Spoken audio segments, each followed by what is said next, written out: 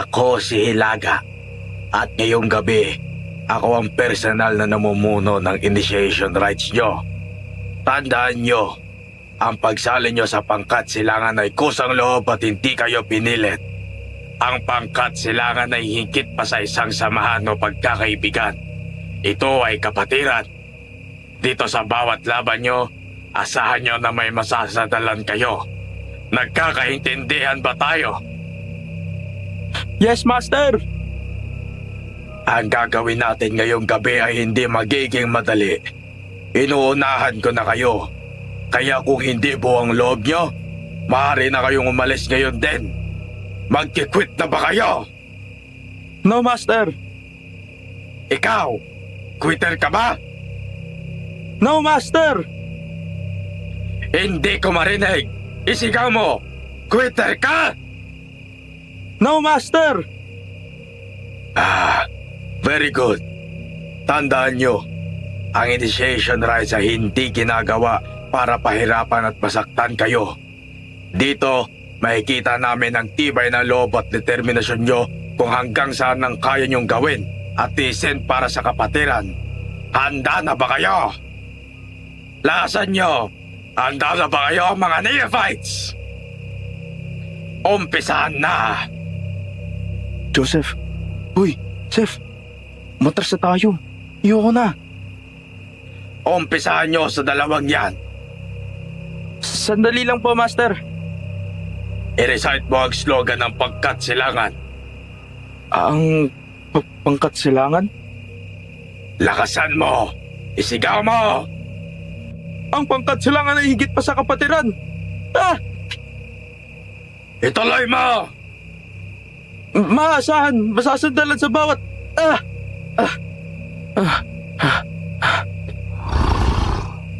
Ano yun? Joseph? Joseph! Ano nangyari? Halika dito. Takbo, bilis. Sandali lang po. Yung best friend ko, kuya, si Joseph. Wala na siya. Kinuha na nila. Halika na. Po! Joseph!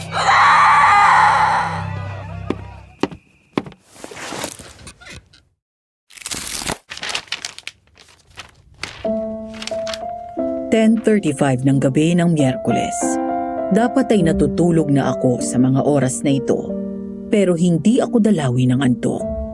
Kaya naghanap ako ng mapapanood sa YouTube at nakita ko ang channel ninyo.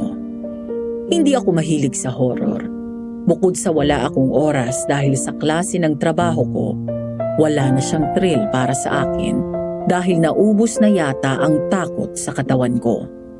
Hanggang sa nakita ko ang channel ninyo at nakinig ng isa sa mga episodes. Doon ko naalala ang kwento ng sarili kong karanasan tungkol sa mga aswang habang hinahanap ang kapatid kong si Joseph. Dear Aswang Diaries at Madam Venus, isang magandang araw po sa inyong lahat.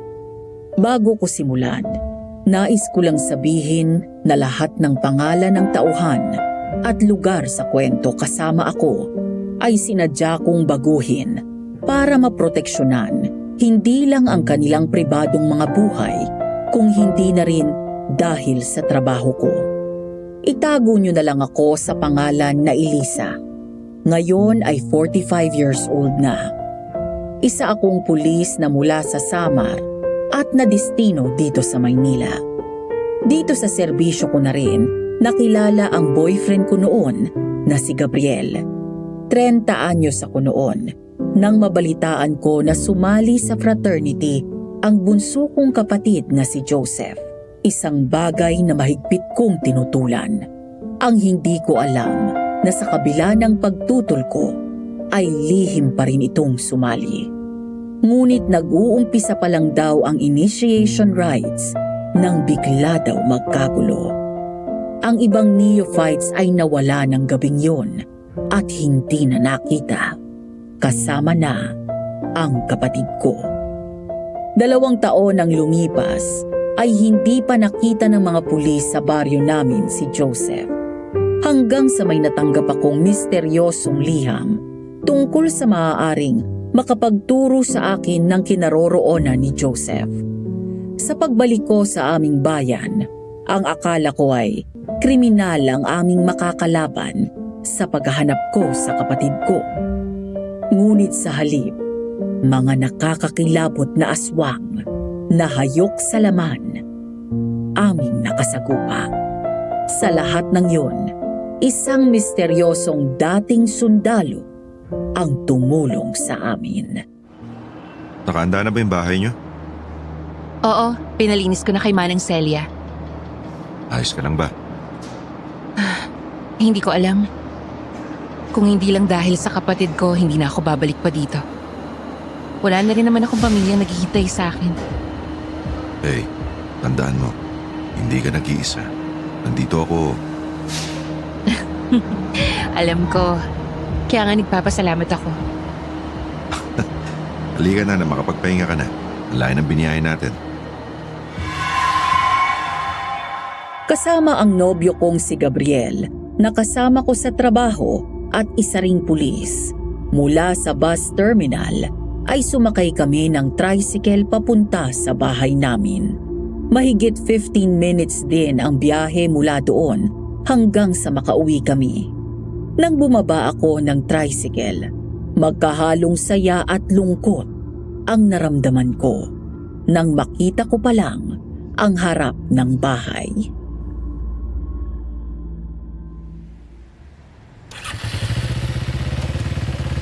Hola, okay ka na ba? Aha? Oo naman. Halika na sa loob. Ay, narito ka na pala, Elisa. Manny! Manny! Pumarito ka at dumating na si Elisa. Hi, Manang Celia. Nako, Elisa. Natutuwa ako makita ka ulit. Salamat po. Ako rin po masayang makita kayo. Nga pala si Gabriel po, boyfriend ko. Magandang araw po. Magandang araw naman.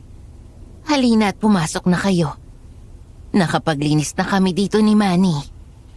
Oh, Manny, iakyat mo na nga lang muna yung mga gamit nila sa master's bedroom. Ang ganda pa rin itong bahay. Mabuti na lang at naalagaan nyo. Alam ko kung gaano kamahal ng mga magulang mo ang bahay na to. Dahil ipapamana daw nila ito kay Joseph. Kaya lang mukhang sa'yo na rin mapupunta ito. Kaya nga po eh. Hindi ko nga po alam kung ibebenta ko ba to o hayaan ko lang ng ganito. Bahay bakasyonan total. Dito nakalibing sila mama. Huwag mong ibenta at baka multuhin ka ng mama mo. Ito talaga si Manang Celia, mapagbiro. Ay Manang, balita ko sarado na daw yung dating university na pinapasukan nila Joseph. Oo, pagkatapos nang mawala ang grupo nila Joseph at magsalita si Darwin, yung kaibigan ng kapatid mo tungkol sa mga narinig niya. Ayun, natakot ang mga magulang ng mga estudyante at nilipat sa ibang eskwelahan ng mga bata. Kahit naman sinong matinong magulang ganun ang gagawin. Pero saka mo na isipin yan, magpahinga na muna kayo at maghahain ako ng pagkain sa mesa at nang makakain na rin kayo. Salamat Manang. Natigilan ako nang mapatingin sa cabinet na puno ng picture frames. Naroon ang mga larawan namin. Mga larawan na kuha sa bahay na ito. Ang bahay na dati ay puno ng buhay, na ngayon ay bahagi na lang ng isang alaala. Kinuha ko ang family picture namin. Naaalala ko pa ang araw na yon. Anniversary ng mga magulang namin at nagkaroon kami ng isang munting salo-salo. Napakasaya namin ng araw na yon. Wala akong kamalay-malay na yun na pala ang huling larawan na kumpleto kami. Habang nakatitig ako sa larawan namin, ay bigla na lang akong napahagulgol ng iyak. Lalo na nang matitigan ko ang kapatid ko.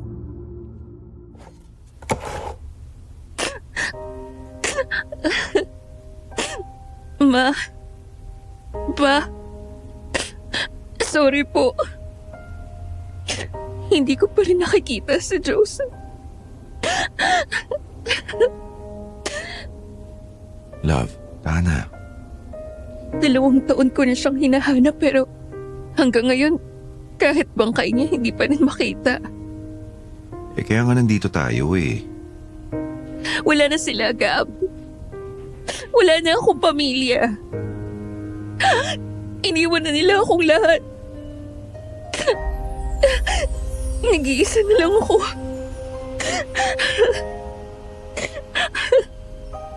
So, hindi totoo yan. Hindi ka nag-iisa. Nandito ako. Hindi kita pababayaan. 20 anyos ako noon nang sa isang iglap ay maulila kaming magkapatid. 1 linggo matapos ang anibersaryo nila, namatay sa aksidente ang mga magulang ko. Nang rumisponde ang mga pulis, ayon sa mga ito, may mga tao silang naabutan na kinakain ang mga laman loob nila. Ayon sa mga pulis doon, gawa daw yon ng mga taong nakatira sa gubat na napapabalitang mga kanibal. Sinubukan nilang hanapin ang mga bumaboy sa katawan ng mga magulang ko, pero hindi na nila nakita pa ang mga ito. Pero ayon naman sa ibang matatanda at albularyo dito sa bayan, aswang daw ang mga ito. Naiwan na sa akin ang pangangalaga kay Joseph. Nagkahiwalay lang kami nang madestino ako sa Maynila at naiwan siya dito sa probinsya. Kung nasaan man sila ngayon, sigurado akong binabantayan kanila.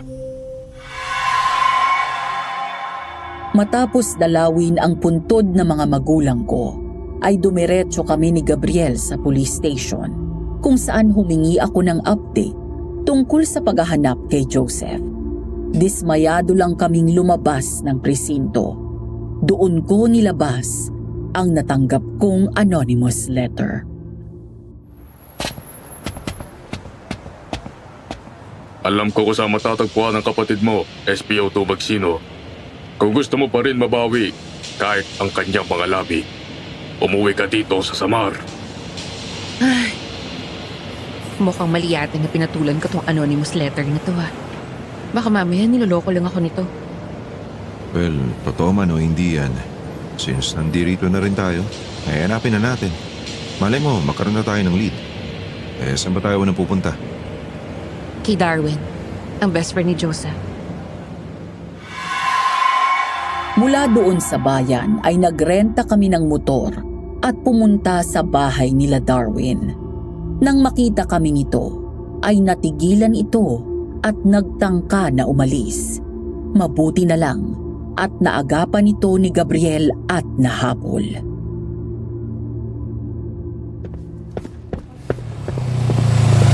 Darwin, sandali lang. Kailangan ko na po umalis. Kahit sandali lang, please. Huwag mo naman akong talikuran. Ayaw mo bang matahimik si Joseph? May mga itatanong lang kami sa'yo pero kung hindi ka komportable sa mga tanong na yon, okay lang. Sabihin mo lang. Darwin, nakikiusap ako. Kahit konting impormasyon lang. 2 taon na siyang nawawala. Sige po, dito po tayo sa loob. Pinatuloy kami ni Darwin sa loob ng bahay nito, kung saan muli kong nakita ang nanay niya na kaibigan din ng parents namin. Hanggang sa mga sandaling yon ay bakas pa rin ang takot sa mga mata nito. Naaalala ko pa na halos hindi ito makapagsalita dahil sa takot nang sinubukan kong kausapin ng mga pulis. Mula noon ay nagkatroma na ito at hindi na nagpatuloy ng pag-aaral. Alam kong hindi madali ito para sa'yo. Kaya nagpapasalamat kami dahil pinagbigyan mo kami. Pasensya na rin po kayo, Ate Lisa, kung hindi ko kayo nahanap noon. Naiintindihan ko. Pwede na ba kaming magtanong sa'yo? Sige po. Una, ikaw ba ang nagpadala nitong sulat sa akin? Tinignan ni Darwin ang inabot kong papel at binasa yun. Pagkatapos ay umiling, saka binalik sa akin ang sulat. Hindi po. Hindi ganyan ng handwriting ko, tsaka hindi ko po alam ang address nyo sa Maynila. Kung ganun, pwede mo na bang ikwento sa amin yung nangyari bago yung gabi ng initiation rites? Hindi dapat ako sasali, ate, pero kinumbinsi ako ni Joseph. Kasi nga, lagi kami napagtripan ng member ng kanilang frat, kahit wala kami ginagawa. Pumayag naman ako, tapos yung ibang nag-recruit pa sa akin ay kakilala naman namin. Noong gabi ngayon, imbes na yung kakilala namin ng mga una sa initiation rites, boses ng isang may edad na lalaki yung narinig namin. Kaya mo bang ilarawan yung boses niya? Naalala mo pa? Malaki ang boses niya, kuya. Tapos mababa na nakakilabot. Basta noon ko nang narinig ang boses na yun. Anong pangalan niya? Ilaga lang ang pakilala niya eh. Hindi ko nakita ang itsura niya dahil nakapiring na rin kami nung dumating siya. Pagkatapos ng kunting salita, nagsimula na po yung initiation rites. Pinagubad kami ng pantalon at t-shirt tapos ako agad ang unang napadil ng mga leaders ng frat. Pangkat silangan, tama? Opo. Nakakailang paddle pa lang sila sa akin tapos may narinig na akong umangil na malakas. Nakakatakot yung tunog, Ate Elisa. Parang mabangis na hayop. Parang aswang. Aswang? Oo, ate. Doon na nagkagulo. Narinig ko na lang ng maraming sumigaw. Hindi na ako nakatayo nun basta dahil masakit na hita ako. Dahil ilang beses na rin ako nahato ng paddle. Kaya lang naman ako nakaligtas ay dahil may biglang humablot sa akin tapos pinasan niya ako at tumakbo kami. Sino tong humablot sa'yo? Naalala mo ba yung boses niya o nakita mo? Hindi ko po nakita ang itsura niya. Ang bilis din kasi ng pangyayari. Pati yung piring ko sa mata hindi ko na rin naisip na tanggalin agad. Basta ang naalala ko lang po, mabilis siyang tumakbo habang pasan ako sa balikat niya. Tapos binaba niya ako. Nung alisin ko yung takip sa mata ko, nakita ko na lang nasa harap na ako ng dorm. Nasaan yung tumulong sa'yo? Umalis na po. Sigurado ka bang aswang yung narinig mo? Oo, ate. Hindi ko alam kung nabanggit na ito ni Joseph sa inyo pero bago pa mawala yung batch namin, ilang mga magulang na rin ang nagrereklamo sa admin ng university. Mailang sumali kasi na hindi na nakauwi at tuluyan na wala pagkatapos ng initiation rites. Kada taon ilang neophytes ng pangkatsilangan ang nawawala. Hindi pinapansin ng school admin ang reklamo ng mga magulang. Kung hindi pa sila kinuyog pagkatapos mawala nila Joseph, hindi nila ipapasara yung fraternity. Nung sinabi ni Joseph sa akin na sasali siya sa frat, mariin akong tumutol. Pinagbuhalan ko siya. Hindi ko alam na tinuloy pa rin niya. Naikwento niya po yan. Sabi pa nga niya, huwag daw akong mag-ingay sa inyo. Subukan niyo po pumunta sa dati namin dorm. Kaso wala ng tao doon. Mula kasi ng ipasaradong university, nagalisan na rin ng mga estudyante doon. Ang alam ko, ate, doon sa kwarto ng girlfriend niya dati, may mga naiwan pa siyang gamit doon. Pumupuslit kasi yung dati at doon natutulog. Sige, salamat ah. Ate, subukan niyo rin pumunta sa office ng pangkatsilangan sa school. Baka may makuha kayong ebidensya doon. Sige, salamat talaga, Darwin. Ate Elisa, babawi ako sa'yo. Sa inyo ni Joseph. Ang tagal ko nagpadala sa takot ngayon, hindi na. Sabihin mo lang kung may tutulong ako sa'yo. Naku, hindi mo lang alam kung gaano kalaking tulong to para sa amin. Maraming salamat. Pero mas makakatulong ka kapag dumito ka muna sa bahay at alagaan at protektahan ng pamilya mo. Kung totoong aswang nga ang kumuha kay Joseph, mas delikado to. Alam mo, tama nga Ate Elisa mo eh. Mas kailangan ka ng pamilya mo dito. Sige po. Nga pala, ate. Room 6 yung dating kwarto ni Mary. Yung dating girlfriend ni Joseph. Okay. Sana may makita akong lead sa mga gamit niya. Nagharap na ako sa kwarto niya pero wala akong nakita. Siya nga pala, ate. Mag-iingat kayo sa lakad nyo. Kung sakaling salakayin kayo ng aswang, batuin nyo ng asin tapos maglatag kayo ng asin ng pagsabit ng baong sa mga bintana at pinto kapag nasa bahay na kayo para hindi sila makapasok. Kapag nagtangka, barilin nyo. Takot ang mga aswang sa bala ng baril na siyang gawa sa metal at tanso. Mamamatay sila dyan basta maluba ang tama nila. Matagal lang na pag-uusapan ng mga matatanda yan tungkol sa mga aswang mula pa bata ako. Hindi ko naman naisip na totoo dahil kahit nung dito pa ako nakatira, wala naman ako nakita. Meron na, ate. Hindi ko man sila nakita ng gabing iyon pero sigurado ako. Hindi taong kumuha kay Joseph. Dahil nagtanong-tanong kami sa bayan para makahanap ng maaaring lead sa kaso, ay muli kaming nakipag-usap sa hepe ng pulis doon. Inabutan kami ng 6:00 ng gabi at madilim na rin nang pumunta sa dorm. Sa likod ng kabayanan, matatagpuan ang dating dormitoryo. Medyo liblib at napapaligiran ng mga puno. Sa labas pa lang ay matinding kilabot na ang naramdaman ko.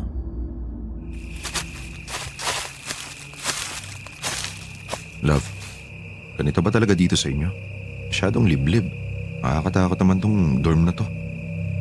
Medyo liblib kasi. Pero malapit lang kasi to sa bayan. Kailangan ng mga estudyante nun ng tahimik na lugar lalo kapag exam week. Mas nakakapag-concentrate sila sa pag-review nila. Hindi ko alam pero nakakilabot talaga eh. Halika, dito tayo.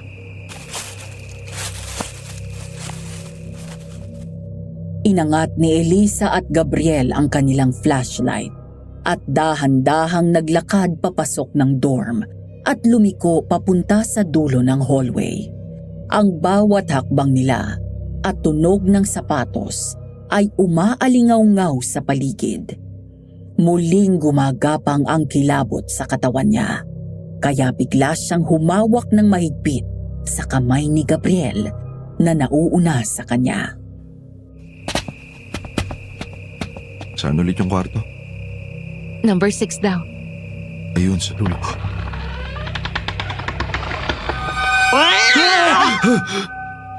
Ganun na lang ang sigaw namin nang buksan ang pinto at may biglang tumalon na pusa mula sa taas ng cabinet palabas ng kwarto. Napaatras kami sa sobrang gulat at sumandal sa pader nang umangil sa amin ito bago tumakbo palabas. Habol ang hininga na nagkatinginan kaming dalawa. Muning naman. Huwag ka manggugulat. Ay, Lord. Tumalo ng puso ko dun. Okay ka lang? Oo, ayos lang. Halika na sa loob. Sinubukan naming buksan ang ilaw sa loob ng silid pero ayaw na nitong sumindi. Gamit ang flashlight ay tinignan namin ang mga gamit doon. Wala na halos gamit na pambabae doon. Karamihan na lang ay mga gamit na panlalaki. Mga gamit ng kapatid ko. Kay Joseph nga itong mga... Sino yun? Ha? Ano sino yun? May dumaan. Wala naman tao eh. Love, pero mamanakot ang ganyan. Hindi seryoso, meron talaga. Ang mabuti pa, kunin na natin itong mga gamit ni Joseph. Doon na natin sa bahay tingnan. Sige.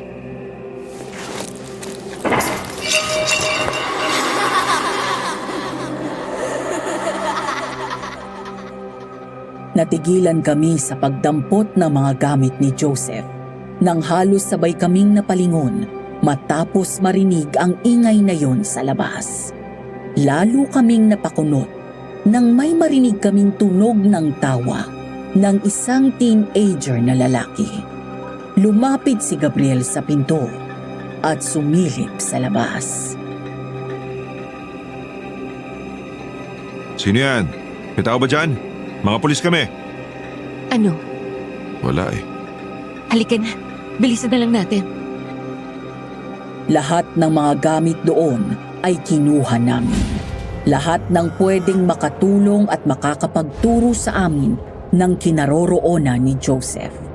Matapos yun, ay agad kaming lumabas ng kwarto. Nasa gitna na kami ng hallway nang matigilan kami nang may makita kaming anino na mabilis tumakbo mula sa isang kwarto papunta sa isa pa. Sino yan? Halika na. Kinikilabutan na ako, love. Ako rin eh. Kanina pa. Lumabas na lang tayo. Nagmadali kaming lumakad palabas. Malapit na kami sa main door nang may masipat akong isang lalaking nakatayo sa loob ng isang silid. Nakatalikod ito mula sa amin at nakaharap naman siya sa bintana. Sandali, may tao. Saan? Ayun! Doon! Sandali. Sir? Magandang gabi po. Mga pulis po kami. May problema ho ba? Ano pong ginagawa niyo dito? Nagkatinginan kami ni Gabriel nang hindi ito kumibo. Bilang mga pulis, naging natural na sa amin na siguruhin kung may problema man o wala. Kaya pumasok kami sa silid at nilapitan ang lalaki.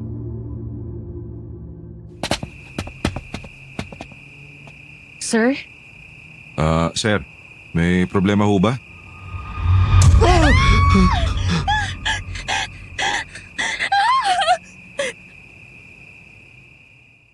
Ganun na lang ang panlalaki ng mga mata namin. Nang lumingon ito at humarap sa amin, ang isang nakakakilabot na mukha nito. Hindi pala tao ang nakita namin, kundi isang multo. Marami na kaming nasaksihan na karumal-dumal na krimen, kaya akala namin ay naubos na ang takot namin sa katawan. Pero ibang klaseng takot ang naramdaman ko ng mga sandaling yon. Ang multong ito ay maputla at naaagnas na ang muka.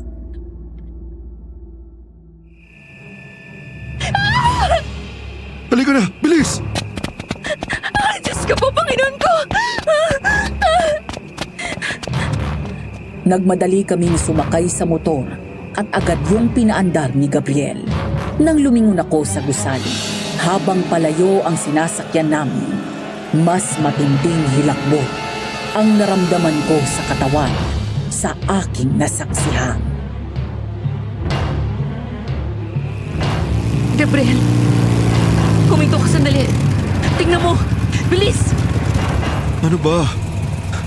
Diyos ko. Love, kinikilabutan ako. Dahil doon sa mga bintana ng gusali, nakasilip ang hindi mabilang na multo o kaluluwa ng mga lalaki na kung susumahin ay mukhang kaedad ni Joseph.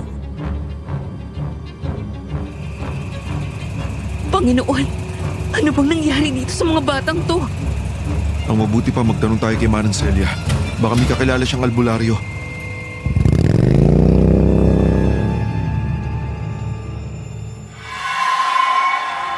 Pagdating sa bahay ay hindi pa rin ako makapaniwala sa mga naranasan namin ni Gabriel. Yon ang unang beses na nakakita ako ng multo, ng ganong karaming multo. Wala akong third eye, kaya hindi ko maipaliwanag ang mga pangyayari. Sa tuwing pinipikit ko ang mga mata ko, ay nakikita ko pa rin sila at nararamdaman ko pa rin naninindig ang mga balahibo sa katawan ko. Oh, Mir, gusto mo? Pampababa ng nervyos. Sige na nga. Hindi ko alam kung makakatulog ako mamaya dahil sa nangyari. Paguring kita, gusto mo? Alam mo, dyan ka magaling. Pero, love, seryoso ha. Bakit kaya sila nagpakita sa atin? Sinong nagpakita sa inyo? Ay manang, gising pa pala kayo. Galing po kami dun sa abandonadong dorm. Dun sa dating kwarto ng girlfriend ni Joseph. Kinuha namin yung mga gamit niya. Palabas na kami tapos may nagpakitang multo sa amin. Tapos sa labas bawat bintana sa buong building.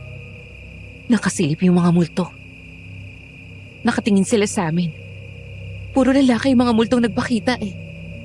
Matagal nang hindi matahimik ang kaluluwa ng mga batang iyon. Ayon sa sabi-sabi ng mga tao dito sa atin, sila daw ang nawawalang estudyante na sumali sa fraternity na nawala. At hanggang ngayon ay hindi pa nakikita.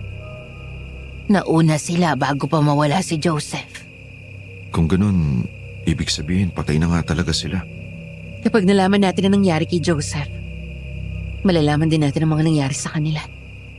May hinala na rin ba kayo kung sino ang kumuha sa mga bata?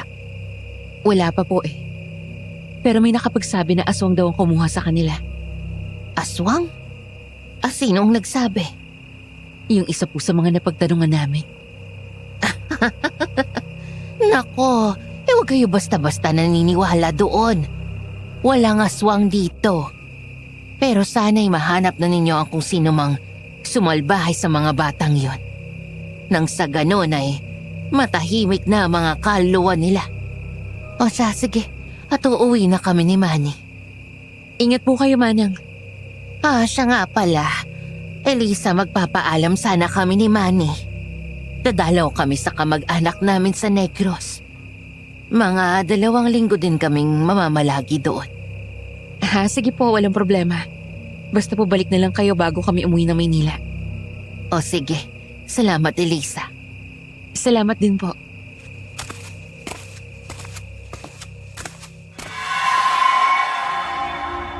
Nang maiwan kami ni Gabriel, ay saka namin hinalungkat ang mga gamit ni Joseph.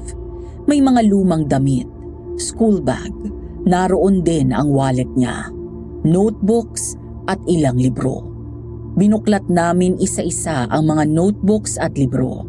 Nagbabaka sakaling may makita kaming kahit konting lead.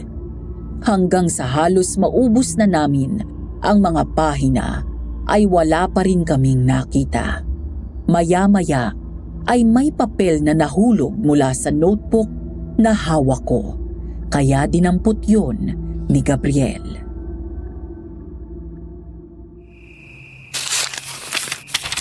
Love, tignan mo tong nakasulat dito sa papel, oh. Ano yan? Apo silang. Hilaga. Grandmaster? Pangkat silangan? Nabanggit na ni Darwin ang tungkol dito sa hilaga na to, ha? Pero itong apos silang, wala siyang nasabi. Hindi kaya miyembro din to ng frat nila? Someone na may mataas na posisyon. Maaari. Bumalik tayo sa presinto bukas na bukas din. Hindi lang si Darwin ang nakaligtas. Sigurado ako may ilan ding survivor mula sa ibang batch ng mga nawalang bata. Subukan natin silang puntahan bukas. Sige, tatawag ko rin to dun sa tao natin. Baka may mahanap pa silang importanteng impormasyon. Sa wakas may nakuha na rin tayong lead kahit konti. Salamat din dahil sinasamahan mo ko dito, love. Para sa'yo at sa ikatatahimik ng puso mo. Alam ko kung gaano ka-importante ito sa'yo eh. Okay na ako ngayong araw. Bakit na tayo sa kwarto? Sige, ligbitin muna natin to. Pagsamasamahin natin sa isang kwarto.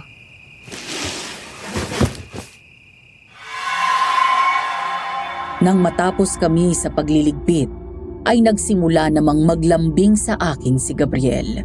Yumakap siya sa akin at pinaliguan ako ng halik sa mukha at sa leeg. Madam Venus, sa simula pa lang ng karir ko bilang pulis, kasama ko na si Gabriel. Bukod sa partner ko siya sa mga kasong hawak ko, naging mabuting kaibigan ko siya bago nauwi sa seryosong pagmamahalan ang relasyon namin. Mula noon, kay Gabriel na ako nakasandal. Matapang ako sa paghahabol at pumatay ng mga kriminal. Pero pagdating sa pamilya, nauubos lahat ng tapang ko. Sila ang parehong lakas at kahinaan ko. Kung wala si Gabriel sa buhay ko, hindi ko alam kung makakaya kong mag-isa, lalo na noong nawala si Joseph.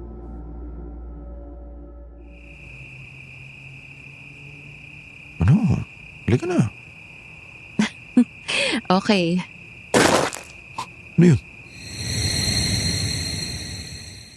Napalingon kami sa bandang kusina matapos marinig ang ingay na yon sa likod bahay. Pagkatapos ay biglang may tumakbo ng mabilis sa labas ng bahay. Doon kami na alarma at mabilis na dinampot ang mga baril. May nakapasok. Nagtalikuran kami nang makita na may isa pang tumakbo paikot ng bahay, papunta sa kabilang direksyon. Mabilis kong kinasa ang baril at sabay kaming nakiramdam ni Gabriel. Hanggang sa hindi ko inasahan ang sumunod na nangyari. Bumukas ang pinto sa kusina at biglang pumasok ang dalawang aswang. Gab!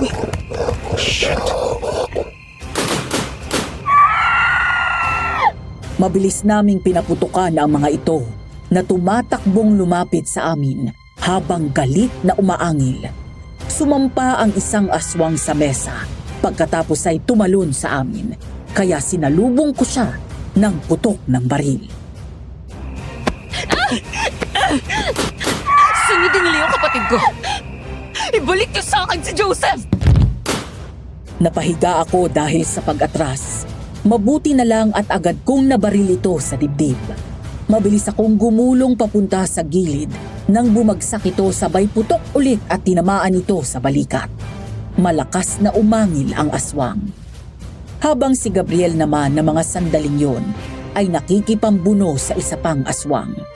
Dahil ang nakalaban nito ay higit na mas malakas at maliksi. Nasunggaban ng aswang ang leeg ni Gabriel at tangkang sasakmalin. Pero agad nakuha nito ang payong at sinalaksak sa bibig ng aswang. Sabay sipa ng malakas at sunod-sunod na binaril.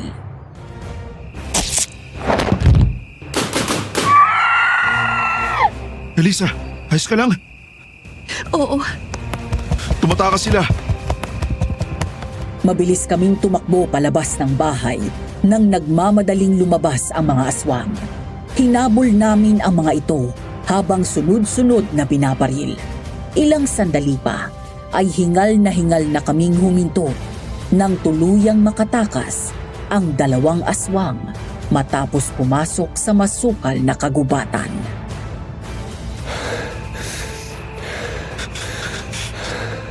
Damn it!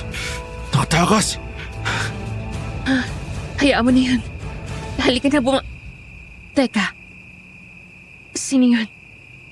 Saan? Ayun. May tao sa banderon. Nang sundan ni Gabriel ang tinuro ko, ay nakita nito ang isang tao na nakatayo sa tabi ng poste at nakatingin sa amin. Lalapitan namin dapat ang lalaki, pero nagmadali itong tumakbo ng mabilis palayo. Maya-maya ay lumabas naman ang iba pang kapitbahay na tila narinig ang nangyaring gulo sa bahay. Manong, sandali! Hayaan mo na yun. Baka nag-uusisa lang at narinig niya yung putok ng baril. Ang mabuti pa, i-report na natin agad ito ngayon sa barangay at polis. Matapos ang investigasyon ng mga pulis dahil sa nangyaring panluloob ng mga aswang sa bahay namin, nag-iwan ng isang malaking tanong sa akin. Paano nalaman ng mga aswang ang pinto sa may kusina? Samantala, makalipas ang 2 araw ay muli kaming nakipagkita kay Darwin.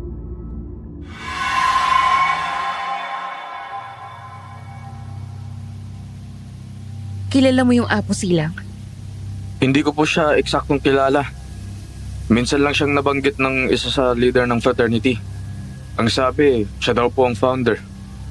Founder ng Pangkat Silangan? Yung Hilaga. Sabi mo, di ba boses lang yung narinig mo sa kanya? Opo, pero madalas na siyang bagitin sa amin ng ibang leader ng frat. Hindi siya taga-school. Like professor or staff ng university?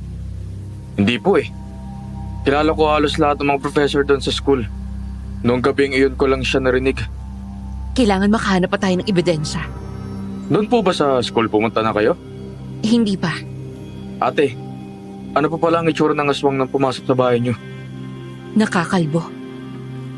Ang isa naman may mahahabang hibla ng buhok pero naglalagas yung itsura. Malaki yung mga mata na kulay pula at nalilisik. Matatalas din yung ngipin at mga kuko nila. Mahaba ang mga kamay na payat ang mga binte. Basta nakakatakot talaga yung itsura. Mas masahol pa sa hayop ang mga yon. Handa silang pumatay. Parang mabangis na hayop kung umangil sila. Nakakakilabot. Kung mabangis na hayop ang tunog ng angil nila, sila siguro ang narinig ko ng gabi ng initiation rites. Sa klase ng itsura ng mga aswang na yun. Kung totoong sila ang kumuha kay Joseph at iba pang mga kasama mo, himala na lang nabuhay pa ang kapatid ko hanggang ngayon. Pero kahit konti, gusto kong paniwalaan ang puso ko na baka sakaling buhay pa nga si Joseph. Baka sakaling buhay pa siya at naghihintay sa akin.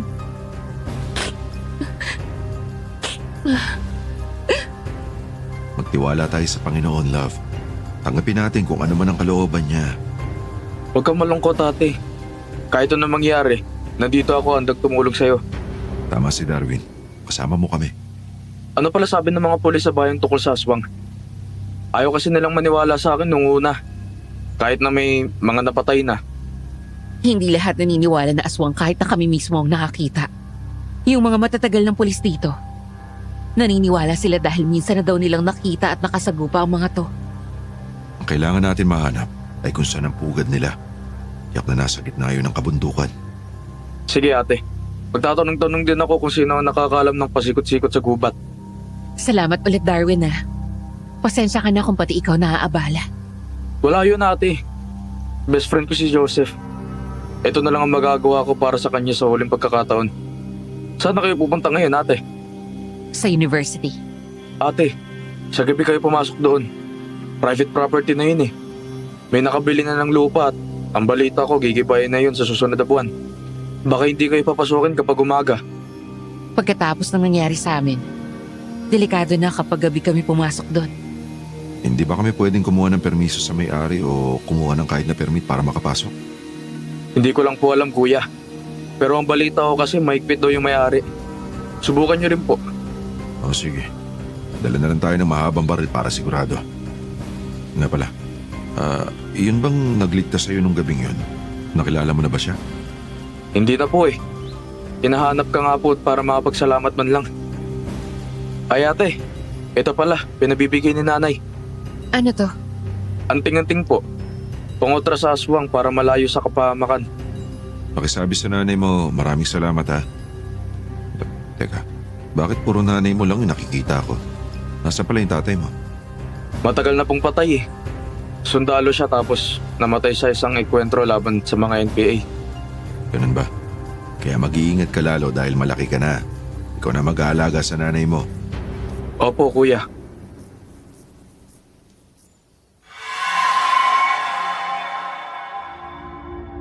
Sa halip na dumiretso sa abandonadong universidad, sinubukan namin ni Gabriel na makipag-ugnayan sa bagong may-ari ng property.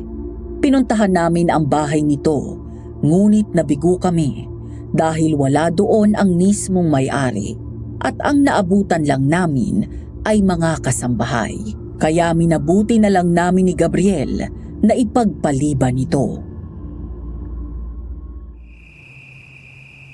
Sayang wala sila. Ano kaya kung pasukin natin to ngayon? Love, baka makasuhan tayo ng trespassing. Pulis pa naman tayo. Subukan natin pumunta bukas ng umaga. Baka sakaling papasukin tayo ng guard. Okay, sige. Akin yung baril mo. Ako na maglilinis. Thanks, love. Teka, maglalak na ako ng gate. Mag-iingat ka ha. Alerto ka. Baka bumalik yung mga aswang na yon. Okay.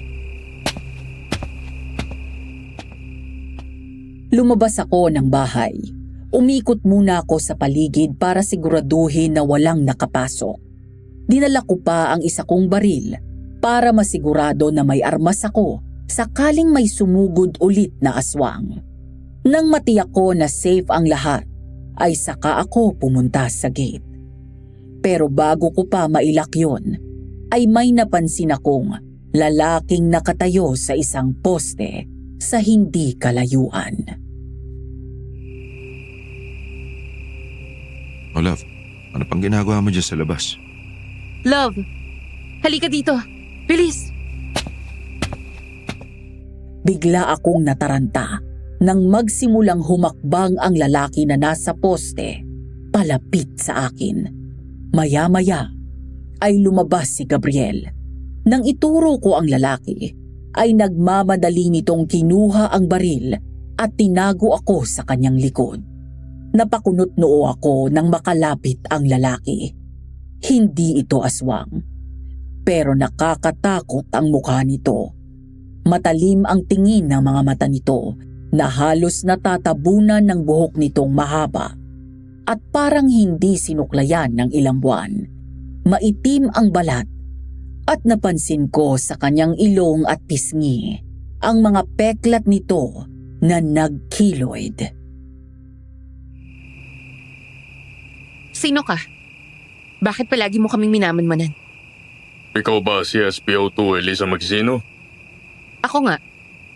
Paano mo nalaman ang pangalan ko? Mag-ingat ka. Hindi sila basta aswang. Mas masahol pa sa demonyo ang kalaban nyo. Ayok na ayok sila sa laman ng tao. Ngayon, sarado na ang eskwelahan. Gumagala ang mga aswang dito sa bayan. Dito sila kumukuha ng mga tao na ginagawa nilang pagkain. Inaalay sa kanilang babaeng pinuno na si Apo Silang. Pinuno? Sino ang pinuno nila? Apo Silang? Teka. Yun ba yung founder ng frat, di ba? Tama. Siya nga. Si Hilaga. Ang kanyang kabiyak at kanang kamay. Ang ibig sabihin, front lang nila ang fraternity? Hindi totoo may frat? Ginagamit nila ito para kumuha ng mga bibiktimahin nila. Teka, bakit kami maniniwala sa'yo? Nasa inyo na kung paniniwalaan niyo ako. Basta, mag-ingat kayo. Dahil nasa paligid niyo lang ang hinahanap niyo. Ha? Sandali lang. Kuya, ano pangalan mo? Uy! Nagkatinginan kaming dalawa ni Gabriel nang bigla itong umalis at tumakbo. Bigla akong nahiwagaan sa lalaking kumausap sa amin. May hatid na kilabot ang kanyang baritono at garalgal na boses. Sino kaya yon? Halika na nga. Pumasok na tayo at baka dumating na naman yung mga aswang na yun. Mabuti pa nga.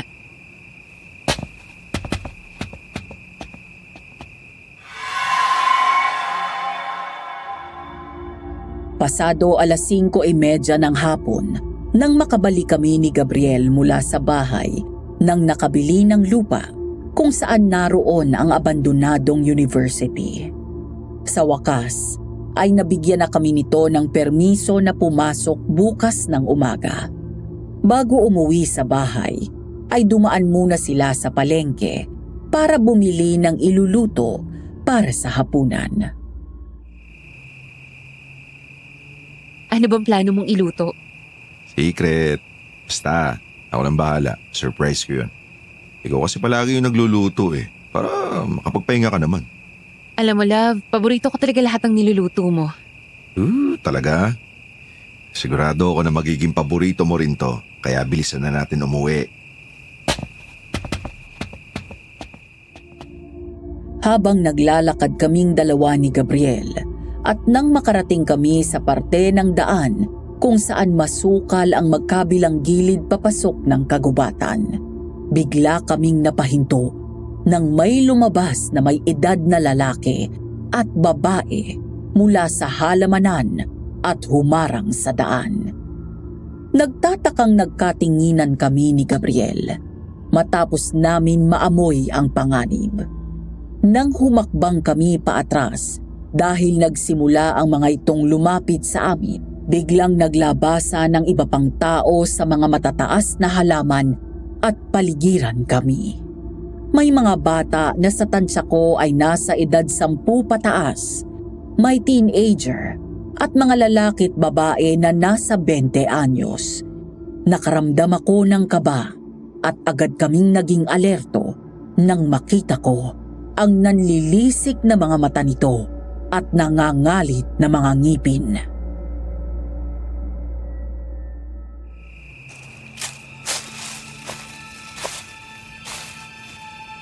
Sino kayo?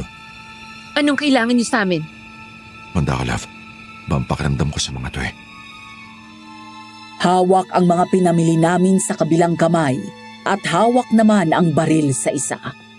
Nagtalikuran ulit kami ni Gabriel at tinutok ang baril sa mga ito nang magsimulang mag-angilan ang mga ito.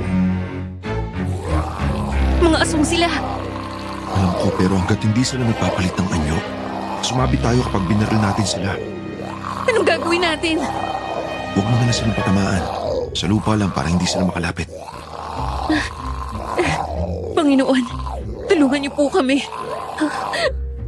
Tiwala ka lang. Kaya natin to. Marami na tayong napatumbang kriminal. Huwag kayong lalapit! Bigla akong napasigaw nang sumugod ang isang lalaki at agad kong binaril ito sa paanan para hindi makalapit. Doon na nagsimula ang mga ito na tangkang lapitan kami at sinusubukan na kalmutin kami ni Gabriel. Sa bawat pagsugod ng mga ito ay tinutulak namin sila o hindi kaya'y sinisipa bago pinapaputukan namin sila sa paanan. Doon pa lang sila lumalayo dahil sa takot na tamaan ng mga baril. Alam namin na aswang ang mga nasa harap namin at gusto ko silang barilin. Pero hindi anyong tao sila sa mga sandaling yon. Nagdadalawang isip kami at natatakot na baka ordinaryong tao ang isa sa kanila at malagay sa alanganin ang posisyon namin ni Gabriel bilang mga pulis. Elsa! Ilag! Lumayas kayo mga demonyo kayo! Nakaramdam ako ng inis dahil hindi kami makalaban ng maayos. Umatras kami ni Gabriel habang panay ang lapit nila sa amin hanggang sa naalala ko ang asin at bawang na binili namin nang mamalengke kami kanina. Alam nila na hindi natin sila basta masasaktan kapag anyong tao sila. Parang sigurado din sila mapapatay nila tayo. Kaya ang lalakas ng loob nila na ipakita sa atin yung mga mukha nila. Sige! Lapit! Nang batuhin ko ng asin ang mga ito, ay hindi namin inaasahan na may isang bata na tumalon mula sa puno. Bumagsak ito sa likod ni Gabriel at nakagat siya sa braso. At doon na siya napasigaw ng malakas.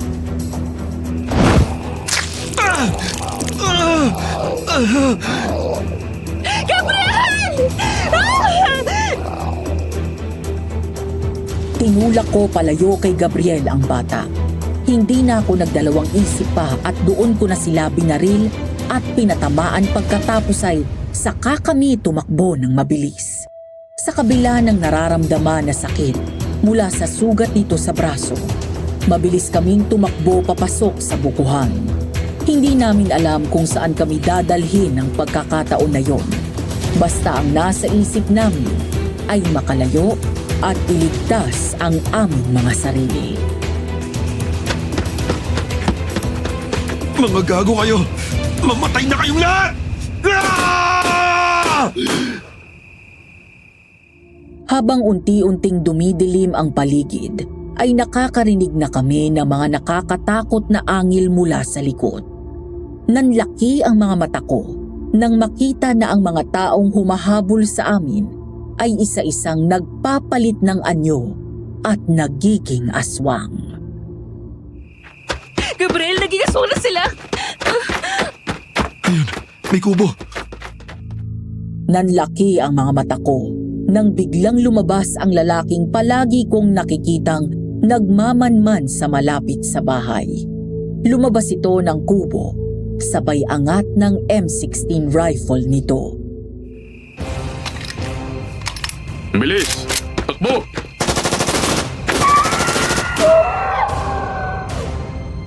Sunod-sunod na putok ang pinakawalan ni Noel mula sa kanyang baril. Nang makalapit kami sa kubo, agad kaming humarap at binaril din namin ang mga aswang. Umalingaw-ngaw ang malakas na angil ng mga ito sa bawat tama ng balang tumatama sa katawan ng mga nilalang ng dilim.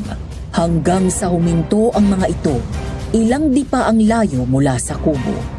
Humihingal habang galit na umaangil.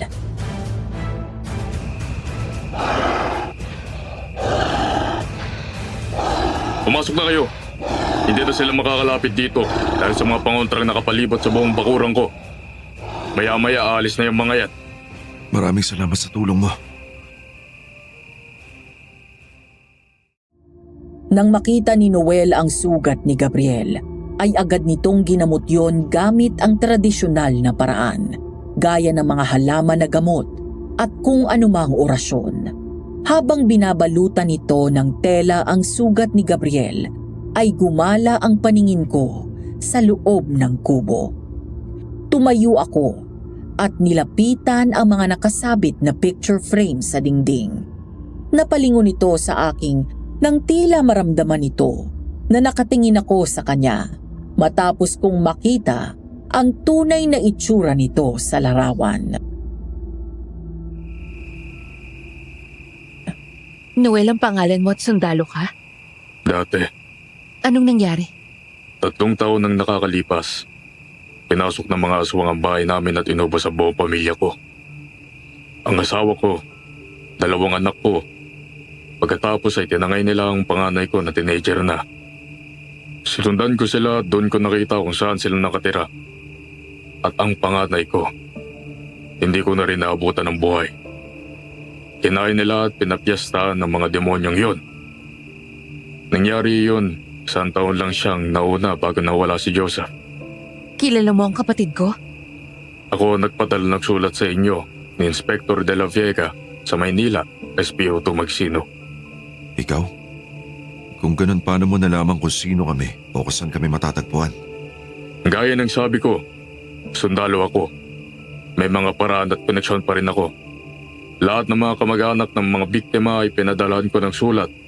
Pero iilan lang kayong bumalik dito. Anong alam mo tungkol sa pagkawala ni Joseph? Base sa nakita mo, siguro alam mo na kung ano na nangyari sa kapatid mo. Huwag ka nang umasa na buhay pa siya. Walang awa ang mga aswang na sila. Malupit sila at mabagsik. Pero kahit na ganoon, matatalino rin sila. Hindi sila basta umaatake. Nakita mo kanina, umarap sila sa inyo ng inyong tao, tama? Dahil alam nila na kapag nakita niyo sila bilang tao, hindi kayo basta makakalaban. Kaya nga nila tinayo ang fraternity dahil iyon ang paraan nila para kumuha ng kanilang biktima. 1 beses kada taon ay nagdiriwang sila ng piyesta. Ang mga neophytes ng fraternity, sila ang alay nila sa kanilang pinuno. Ang mag-ain ng mga batang lalaki sa kanya para manatili itong malakas kapag kumain ng sariwang laman loob. Ang gusto ko lang ibabawi ang katawan ng kapatid ko. Kung may natira pa sa katawan niya, alalahanin mo na aswang ang mga kumuha sa kanya. Kung may natira man sa laman niya, tiyak na naagtas na iyon. Saan sila naninirahan? Sa pugod ng gubat. Nakarating ka na ron? Oo. Gaya mo ay hinanap ko rin ang kapatid ko at nakarating ako doon. Kung ganun, bakit hindi mo pinasabi yung mga bahay nila nang namatay na sila? Hindi ganon kadali. Nag-iisa lang ako at marami sila. Noong panahon na iyon ay wala pa akong sapat na gamitan. Kaya nga kita pinapunta dito para humingi ng tulong sa inyo. Anong tulong? Ang patayin ng mga aswang na iyon. Ang puksay ng lahi nila nang sa ganun ay matahimik na ang bayan na to. Mabigyan ng katarungan ng lahat ng kanilang biktima. Pero paano? Ito, Granada? habang naghihintay ako ng tamang pagkakataon para sugurin sila at patayin, nag-ipon ako ng mga gamit. Kailan? Kapag magaling na ang sugat ng kasama mo, isa pa, wala doon ang pinuno nila ngayon. Ang mga sumalakay sa bahay niyo ay ang mismong mga pinuno ng aswang. Tiyak nagpapagaling sila dahil napuruhan niyo sila. 3 araw bago ang mismong araw ng piyesta ng mga aswang. Siguraduhin babalik sila. Doon magaganap ang araw ng pagpupulong para pagplanuhan kung saan sila kukuha ng mga iaalay na tao. Bago pa sila makapangbiktima ulit, kailangan na natin silang pigilan. Doon tayo susugod. Pero 3 lang tayo. May plano ako. Basta kapag naayos ko na ang lahat, sasabihan ko na lang kayo. Ayos. Iyong sugat mo, ayos na? Oh, salamat ha. Mapalad kayo, dito kayo napatpat sa kubo ko. Kung hindi natin naagapan yan, maaari kang maging gaya nila. Kapag napasukan ng laway ng aswang ang katawan ng isang normal na tao, malaki ang posibilidad na maging aswang din ang kanyang nakagat. Pero dahil naagapan natin, Huwag kang mag-alala. Ligtas ka na. Kuya Noel, maraming salamat. Sige na, ihatid ko na kayo sa bahay niyo. Hindi kayo pwedeng abutin ng hating gabi dito sa kubo ko. Lalabas tayo? Madilim na eh. Paano kung nakaabang sa atin yung mga aswang? May alam ako ligtas na daan. Iniiwasan niyon ng mga aswang dahil maraming puno ng sinukuan sa dadaanan natin. Isa sa kinatatakutan at mabisang pangontra sa kanila ang sanga at kahoy ng sinukuan. Tapos ito, kunin mo. Tsaka yan. Ako mismo ang gumawa niyan. Makakatulong yan para mas mapadali ang paggaling ng sugat niya at madali siyang makatulog. Sige. Salamat ulit ah.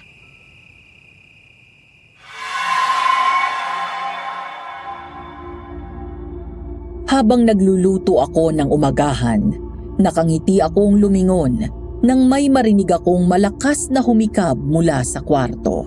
Sakto naman, natapos na ako sa niluluto ko nang tawagin ako ni Gabriel, kaya nagmadali akong pumasok sa loob.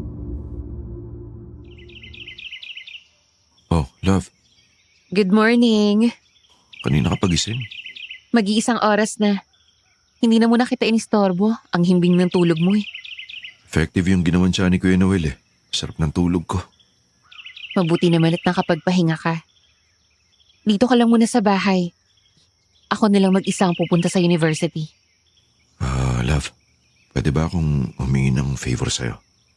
Sige, ano yun? Pwede bang magpahinga muna tayo ngayong araw lang? Alam ko kung gaano ka-importante sa'yo to. Pero masyado ka ng stress. Sa bawat araw na dumadaan na wala ka nakukuhang linaw ng kinaroroonan ni Joseph, nakikita ko kung gaano ka nasasaktan. Kung pwede lang naman, kahit ngayon lang, pahinga mo yung sarili mo. Isa pa, sa sobrang busy natin sa kaso ng kapatid mo, wala na tayong time sa isa't isa eh. Okay. Talaga? Hindi ka nagagalit? Hindi. Tama ka rin naman. Kung hindi mo nga pinaalala ngayon, hindi ko rin may isip na tama ka. Puro na lang yung kaso yung nasa isip ko. Napabayaan na kita. Hindi. Hindi mo ako napabayaan. Masyado ka lang preoccupied sa kaso. Ayoko lang na ma-burnout ka. Sige. Ngayong araw, dito lang tayo sa bahay. Thank you. Eh, ano naman gagawin natin dito? Magre-relax, kakain, matutulog, tapos, alam mo na, babawi ako. Ayun. Lumabas din ang totoo. Sige na, tagal na mula nung last eh. Oo na nga. Yes! Ang bait mo talaga, love. Kaya mahal na mahal kita eh. Pero sa ngayon, bumangon ka na dyan para kumain na tayo ng breakfast. Dumaan na maaga si Darwin kanina dito. May binigay na danggit at dried pusit yung nanay niya. Uy, sarap niya na. Tapos love, tulungan mo ako maligo mamaya ha. Ikaw maglinis ang sugat ko. Okay, halika na. Tayo ka na dyan.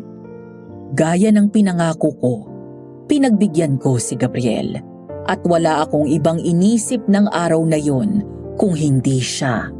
Matapos naming mag-umagahan, ay nagyaya ulit ito na mahiga at naglambing sa akin. Pagkatapos ay nanood kami ng TV, sabay naligo, naglaro ng board games at kung ano-ano pa. Sa madaling salita, bumawi rin ako sa kanya. Narealize ko na marami akong pagkukulang sa kanya, Madam Venus. Sadyang mabait lang talaga si Gabriel at hindi mareklamo. Pero kapag napapansin niyang puro na lang ako trabaho at napapabayaan ko na ang sarili ko, doon na siya nagsasalita, gaya kanina. Love, nandito lang ako sa kabilang kwarto ah. Okay. Habang nanunood ng TV si Gabriel, ay pumasok naman ako sa kwarto ni Joseph. 2 beses ko pa lang yun napapasok mula nang dumating ako. Nahalungkat ko na ang mga gamit niya sa paghahanap ng ebidensya na maaaring makatulong sa amin para mahanap siya. Pero nang sandaling yun, naroon ako, hindi dahil sa ebidensya o kung anuman, Kung hindi dahil namimiss ko ang kapatid ko. 2 years na, Sa. Hanggang ngayon ayaw mo pa rin magpakita sa akin. Yung mga estudyante dun sa dorm. Nagpakita sa amin pero ikaw na hinahanap ko. Ikaw pa yung wala. Miss na kita, Boknoy. Miss na miss ka na ni ate. Namimiss ko yung pangungalit mo sa akin kapag humihingi ka ng allowance mo. Love, Oo, love. Bakit? May kailangan ka? wala naman. Chine-check lang kita. Okay lang ako. Nilapitan ako ni Gabriel at mula sa likod ay niyakap ako ng mahigpit. 7 taon na ang relasyon namin, kaya kabisado na nito kung kailan ako malungkot o masaya. Nang hindi ito nakontento, ay pinaharap niya ako para mayakap ng mas maayos. Pagkatapos ay mariin akong hinalikan sa labi. Namimiss mo siya? Oo, sobra. Nararamdaman ko naman yun eh. Basta malapit na tayo makarating sa dulo at malalaman na rin namin kung nasaan siya. Sana nga lang. Dahil gusto ko nang matapos to. Gusto ko na makausad sa buhay ko at nang sa ganun, matahimik na rin siya.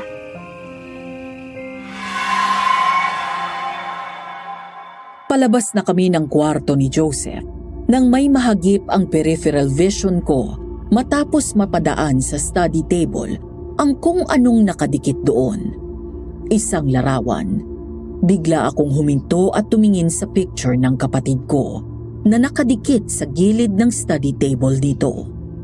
Kumunot ang noo ko at kinuha yon out of curiosity, Madam Venus. Nasa picture si Joseph at Darwin. Sa unang tingin, mukha itong ordinaryong larawan ng matalik na magkaibigan. Hanggang sa mabaling ang tingin ko sa mga taong kasamang nahagip ng kamera na nasa likod ng dalawa. Love? Tingnan mo yung mga tao sa likod nila, Darwin. Saan dyan? Ayan o. Si Manang Celia at Mang Danny. Tingnan mo yung pangalan na nakalagay sa harap ng building. Pangkat Silangan. Anong ginagawa nila doon? Saan ba kuha yung picture na yan? Malapit lang sa campus nila. Anong iniisip mo? Na may kinalaman sila? Ay, hindi ko alam, love. Ang mabuti pa, tanungin natin si Darwin bukas. Mabuti pa nga. Matapos ang isang araw na pahinga, ay bumalik din kami sa trabaho kinabukasan. Mabilis at maayos na naghihilom ang sugat ni Gabriel, kaya nabawasan na rin ang pag-aalala ko sa kanya. Love, nasabihan mo na ba si Darwin? Oo. Aksidente kami nakita ng nanay niya sa palengke kaninang umaga. Kaya pinasabihan ko na pumunta na lang dito. Anong oras ba daw siya darating? Ayun na si Darwin, no? Mula doon sa loob ng restaurant, ay kumaway kami agad sa kanya nang makitang lumilingon ito sa paligid. Agad ngumiti si Darwin nang makita kami mula sa glass wall ng restaurant kung saan namin siya hinihintay. Nagmadali itong lumapit sa amin nang maya-maya ay bigla itong huminto nang dumaan sa nakatalikod na lalaki. Nagkatinginan kami ni Gabriel dahil kitang-kita namin kung paano nawala ng kulay ang mukha nito, sabay lingon sa matangkad na lalaking nadaanan nito. Nang tumagilid ang lalaki, maging kami ni Gabriel ay nagulat nang makita si Mang Manny, ang piping asawa ni Manang Celia. Hayun at nagsasalita habang kausap ang walang iba kung hindi si Manang Celia. Sandali. Akala ko wala dito sila Manang Celia. Di ba sabi nasa Negros siya? Yun din ang alam ko eh. Anong ginagawa nila dito? Saka, kailan pa nakakapagsalita si Mang Manny? Bumalik ang tingin namin kay Darwin nang bigla itong magsuot ng baseball cap at nagmamadaling pumasok sa restaurant. Para hindi kami mahalata at hindi kami makita, ay tumalikod kami sa glass wall at saka nag-usap. Ate! Yung boses na yun! Ayun ang narinig kong boses ni Hilaga! Yung nagpadil sa akin! Sino? Ayun oh! Yung lalaking matangkad! Darwin, hindi mo na ba sila natatandaan? Natatandaan? Bakit? Sino sila? Sila Manang Selly at Mang Manny. Mga caretaker namin. Ilang beses ka na nakakapunta sa bahay, di ba? Oo nga ate, naalala ko na. Matagal na kasi akong hindi nakakapunta sa inyo kahit noong buhay pa si Joseph. Bukod sa busy sa school, busy din sa girlfriend niya noon kaya nakalimutan ko na rin si Mang Manny. Kapag kasi nandun ako sa inyo, si Manang Celia lang ang madalas nakikita ko. Pero ang alam ko, sinabi ni Joseph sa akin noon, napipi yung katiwala nilang lalaki. Buong buhay ko, yun din yung pagkakaalam ko. Sigurado ka ba sa narinig mo? Oo kuya, rinig na rinig ko nagsasalita siya. At ganun ang boses ni Hilaga. Hindi ako pwede magkamali. Nakita ko tong picture na to. Kayo ni Joseph. Naalala ko to ate. Kadarating ko lang noong yayain niya ako magpicture. Ito yung kinausap pa lang ako ni Joseph para sumali sa frat. Kuha ito pagkatapos ng klase ko tapos pinuntahan niya ako sa HQ ng Pangkatsilangan. Hindi mo ba napansin doon sila Manang Manny at Manang Celia? Eto sila. Yung nasa pinto. Sa likod yun ni Joseph. Hindi ate. Ngayon ko nga lang nakita itong picture na to eh. Ay, isa lang ang ibig sabihin nito. Tama si Kuya Noel. Nasa paligid lang natin ang kalaban. Kung iisipin, lahat tumutugma sa kanila eh. Kasi nung bigla sila magpaalam na magbabakasyon, lumipas lang yung ilang sandali. Pinasok ng aswang yung bahay. Paano nila nalaman na may pinto sa kusina ha? At yung araw na tinambangan tayo ng mga aswang, palatang pinapasundan tayo eh. Kasi paano nila nalaman na doon tayo dadaan ng ganong oras? Ate, ngayon ko lang naalala dahil nabanggit niyo yan. Minsan ang nakwento ni Joseph noon na ang weird daw ni Manang Celia. Dahil para laging malansa ang kinakain tapos parang hilaw pa.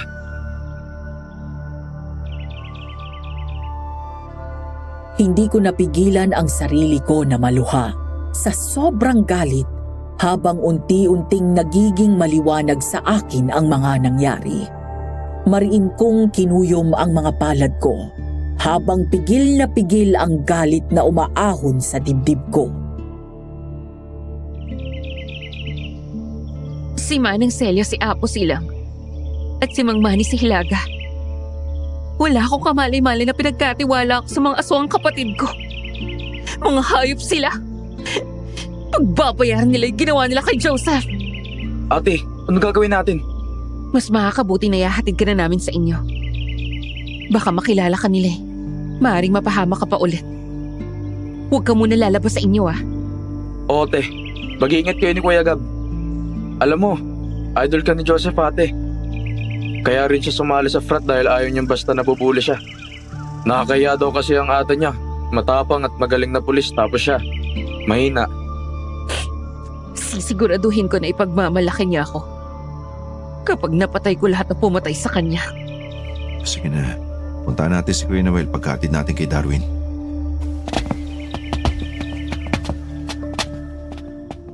Nang ihatid namin si Darwin sa kanila, ay dumiretso kami sa kubo ni Kuya Noel. Habang naglalakad, ay bigla kaming huminto matapos maramdaman na may kumakaluskos sa magkabilang gilid namin sa gitna ng makakapal na damo.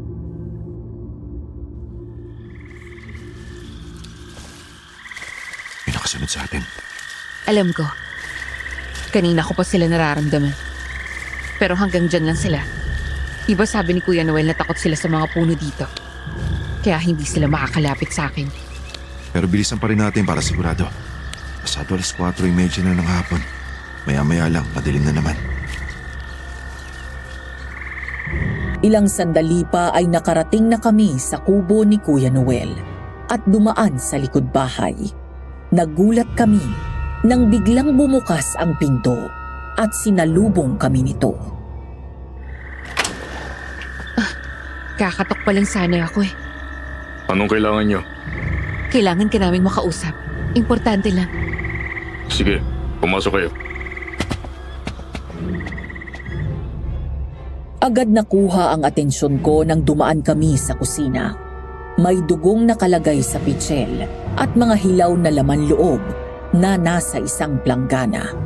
Nang sumulyap ako kay Kuya Noel, ay may bahid pa ng dugo ang pisngi nito, pati na ang kamay at damit. Bukod doon, ay medyo mailap din ang mga mata nito. Hindi rin nakaligtas sa amin ang malansang amoy sa paligid.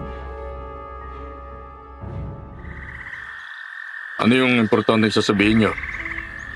Bakit nga pala marami kang alam tungkol sa mga aswang na silang? Di ba sabi ko sa'yo na minsan ako nanggaling doon sa puwet ng mga aswang? Matagal mo nang alam ang tungkol kay Apo Silang at kay Hilaga, di ba? Bakit hindi mo sinabi sa amin agad? Sila si Manang Celia at Mang Manny. Sila nga. Kung sinabi ko agad sa'yo noon, alam kong hindi ka maniniwala dahil matagal na silang katiwala sa bahay nyo. Pamilya ang turing mo sa kanila. Ikaw? Ano ka ba talaga?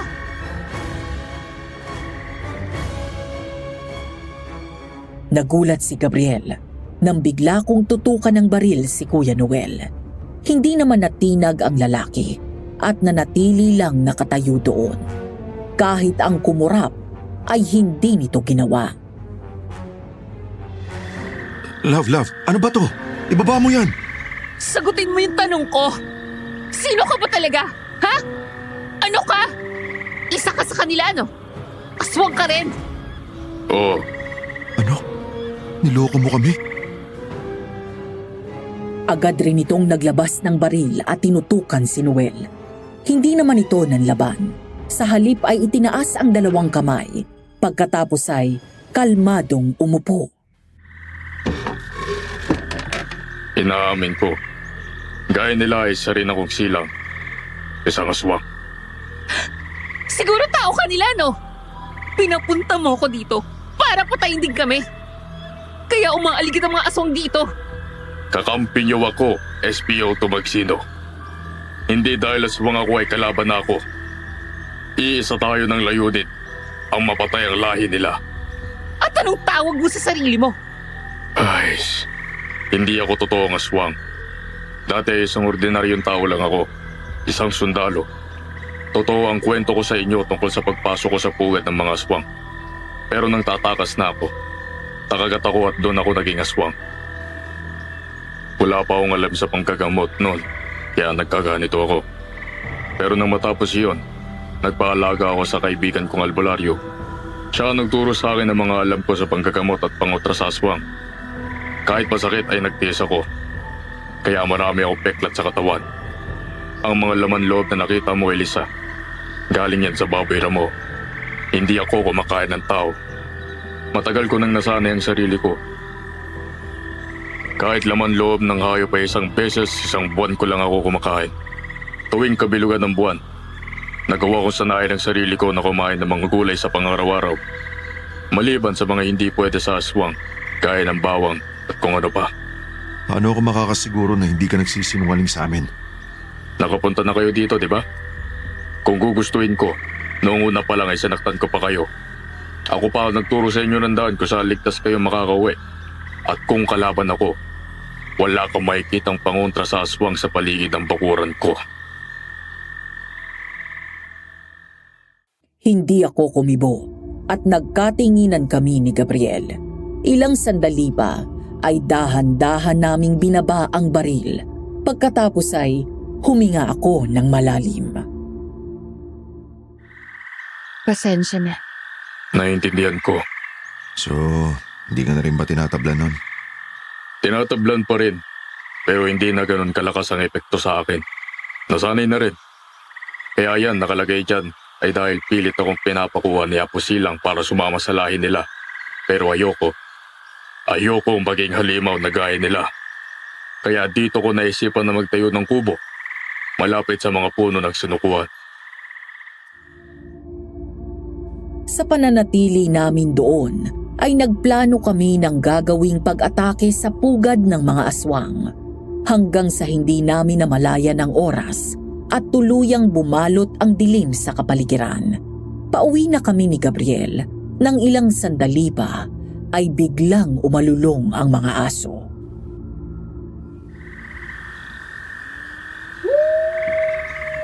Umalis na kayo. Bilis! Ang dami nila sa labas. Mga 10. Tiyak pinadala na naman sila ni Apo Silang. Kailangan natin silang mapatay para makalabas kayo dito sa gubat. Kung hindi, maaaring makalagpas kayo dito sa daan na maraming puno ng sinukuan. Pero pagdating sa labas, kagubatan na to. Maaari na nila kayong saktan. Napalingon kami at agad sumilip sa bintana nang marinig ang maraming angil ng aswang. Nanlilisik ang mga mata sa galit na parang anumang oras ay tatalunin nila ang bakod papasok dito. Nagmadaling hinila ni Noel ang mahabang kahon ng kahoy sa ilalim ng papag. Nang buksan niya iyon, ay nakita namin ang maraming mahahabang baril. Binigyan niya kami ni Gabriel ng tig-isa at tig-isang extra magazine.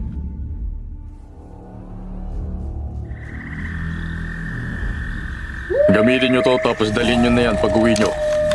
Para kung sakali masundan kayo, may extra kayong armas. Maraming salamat, Kuya Noel. Pumwesto kami sa magkabilang gilid ng bintana. Nakatago at hindi nakikita ng mga aswang, maliban kay Kuya Noel.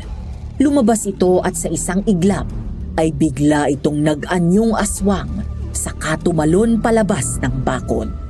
Umalingaw-ngaw sa kagubatan ang magkahalong nakakatakot na angil ni Kuya Noel at ang tunog ng baril. Sinugod niya ang mga kapwa-aswang. Sa bawat tumatalo na aswang papunta sa kanya ay binabaril namin. Mula doon ay isa-isa naming inasinta ang mga aswang sa dibdib at pinaputukan ang mga ito. Habang si Kuya Noel ay nakikipaglaban sa iba pa.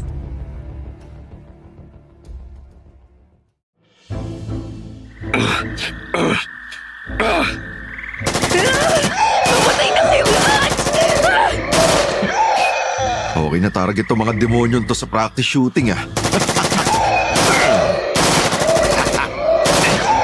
Bullseye. Umalis na kayo. Ako nang bahala rito. Tara na.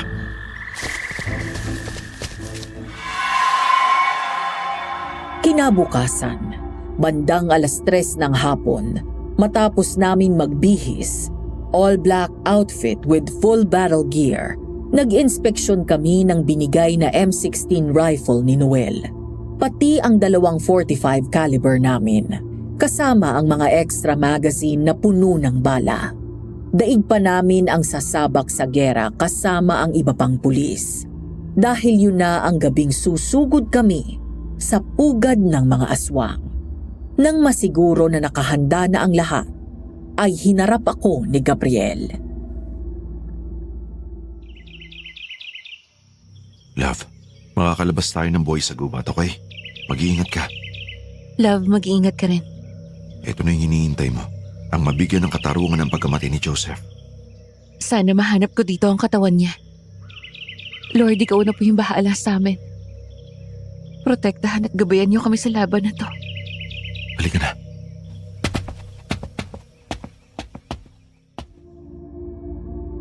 Nang makalabas kami ng bahay, ay naabutan namin doon si Darwin. Bakas sa mukha nito ang pag-aalala at kaba. Pagkatapos ay may inabot itong kwintas sa amin na may pendant na mutyang itim.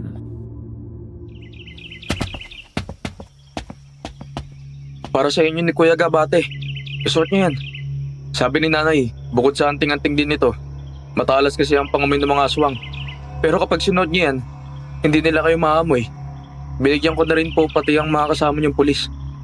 Salamat. Umuwi ka na. Delikado ang lakad namin at huwag ka nang lalabas. Sige po. Men, let's move.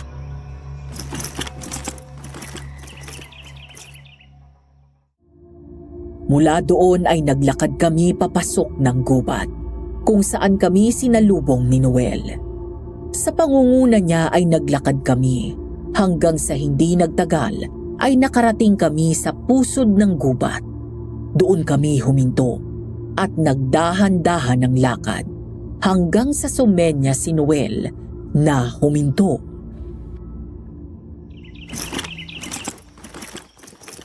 Hanggang dito na lang muna tayo. Dito tayo maghihintay hanggang sa dumilim. May mga nagbabantay sa mga puno sa bungad, papasok na maliit na kota nila. Pagpatak ng dilim, tsaka natin sila papalikiran. Naupo kami sa ilalim ng mga puno, sa likod ng makakapal na halaman, habang dala namin sa aming mga puso ang dasal na lahat kami ay makauwi ng ligtas at wala kahit isang galos mula sa aswang. Lumipas ang mga oras, sa unti-unting pagkagat ng dilim ay dahan-dahan at halos gumapang kami palapit sa pugad ng mga aswang. Nangilabot ako nang marinig namin ang nakakatakot na alulong ng mga aswang. Pero hindi kami nagpadala sa takot dahil kailangan na naming simulan bago pa sila lumabas sa bayan at maghasik ng lagim. Nakita niyo yung nasa 2 puno na aswang? Iyon ang nagsisilbing lookout nila. Kailangan nilang mawala doon. Ako nang bahala. Gamit ang silencer na nilagay ko sa .45 caliber ko, inasinta namin ni Gabriel ang mga aswang at 2 beses na binaril sa ulo. Hindi nakagawa ng ingay ang mga ito at patay na bumagsak sa lupa.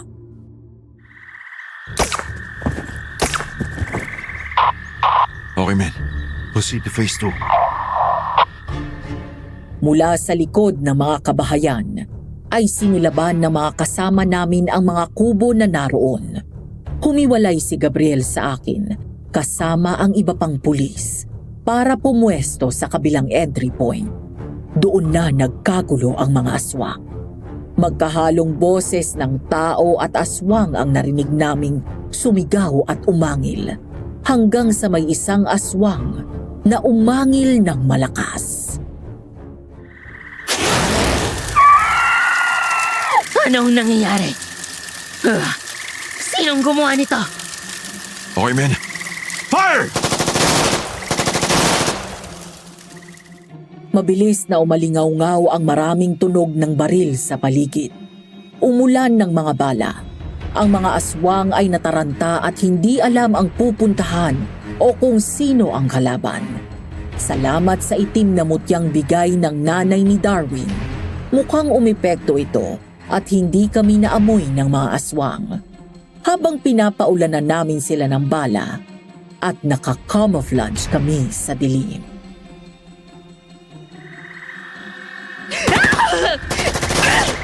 Para sa kapatid ko! Mga demonyo kayo! Putsang mga demonyo kayo! Ay! Ay! Mamatay na kayong lahat! Ha! Ate Lisa! Tulong! Si Elisa. Nandito ang babaeng yon. Nanlaki ang mga mata ko nang bigla kong narinig ang boses ni Darwin. Paanong nakarating doon si Darwin? Bago kami umalis, ay pinauwi na ito ni Gabriel. Ang kwento sa amin ni Darwin, habang sinusulat ko ang kwentong ito, Madam Venus, pinauwi na daw siya nang biglang humarang si Mang Manny at sapilitan siyang dinala doon. Kilala ko ang may gawa nito, Celia.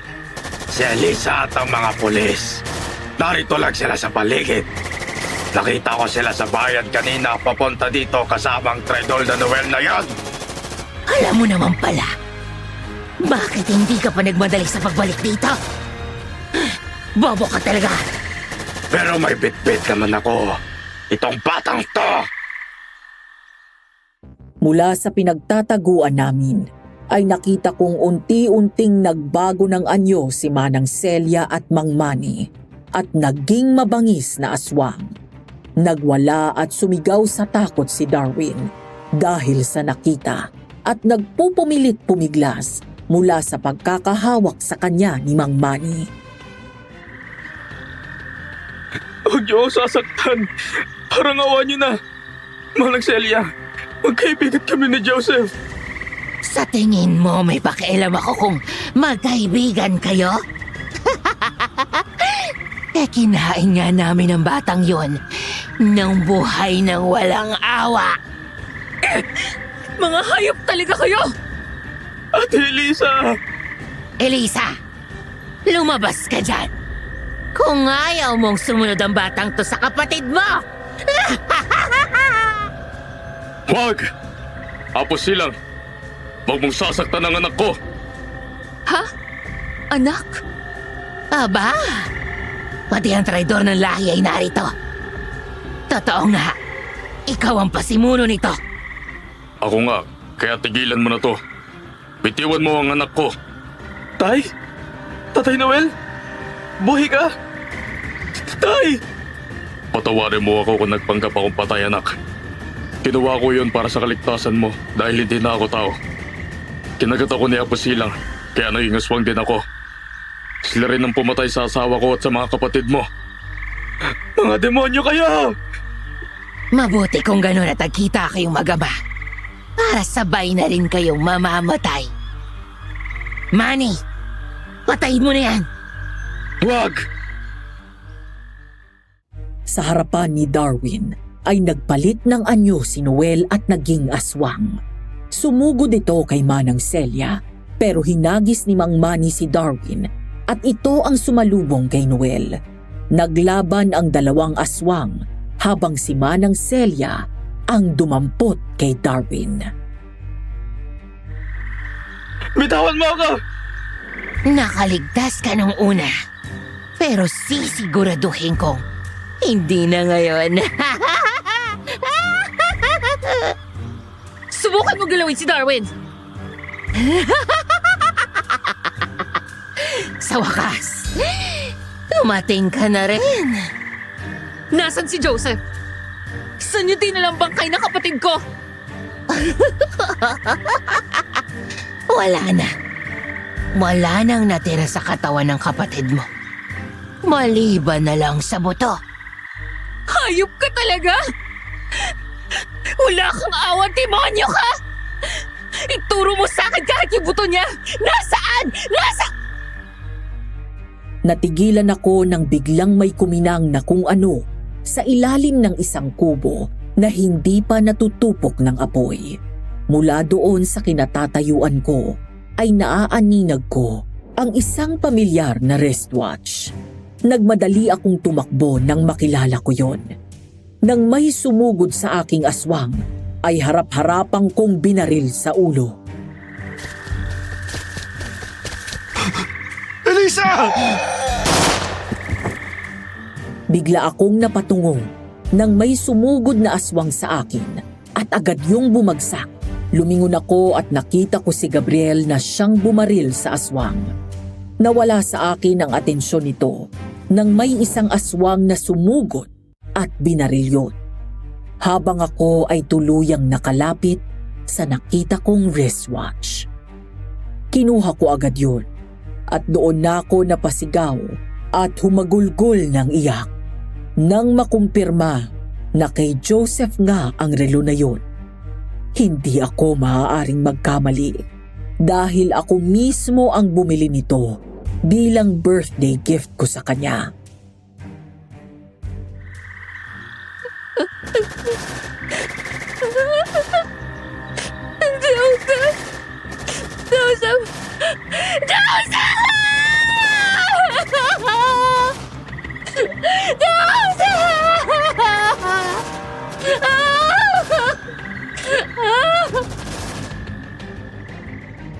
Madam Venus, para akong nababaliw ng mga sandaling yon na hinukay ko ang lupa sa ilalim ng kubo hanggang sa may mahukay akong isang buto ng tao at ang damit na puro lupa, wasak at may bahid ng tuyong dugo. Hinila ko yun at hindi ako tumigil hanggang sa hindi ko nakikita ang kabuuan. Bigla kong nabitiwan yun dahil sa parehong gulat at takot nang makita ko na medyo may laman pa ang bangkay pero naaagnas at may inuuod na. Buo pa ang mukha pero naaagnas na rin at may mga uka na sa pisngi at wala ng mata. Sagad hanggang langit ang naramdaman kong galit at mabilis na dinampot ang baril. Sunod-sunod na pinaputukan ang bawat aswang na makita ko hanggang sa magtagpo ang tingin namin ni Manang Celia. Demonyo ka! Demonyo ka! Anong kasalanan ng kapatid ko? Bakit mo siya pinatay? Bakit hindi? Lahat kayo ay mga pagkain sa paningin ko. Pinagkatiwalaan ko kayo ng asawa ko. Pinagkatiwalaan kayo ng magulang ko. Ikaw yung nagpalaki kay Joseph. Hindi ka man lang ng konsensya. Konsensya? Wala ko noon, Elisa. Matagal ko nang kinalimutan ang salitang awa. At ang mga magulang mo, totoong aksidente ang pagkamatay nila. Pero kami ang kumain sa mga laman loob nila.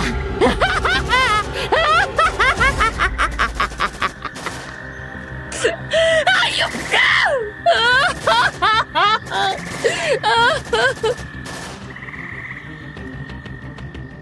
Bigla nitong hinagi sa tabi si Darwin at tumakbo palapit sa akin ng aswang. Umangil ito ng malakas at sunod-sunod ko siyang binaril at direkta kong pinatamaan sa dibdib. Halos lumuhod si Manang Celia dahil sa dami ng tama nito. Pero sa kabila nito ay nagawa pa akong talunan at sakyan sa ibabaw. Umangil ng malakas ang aswang at sinubukan akong sakmalin. Sinangga ko ang baril ko at tinulak ko ito palayo sa akin.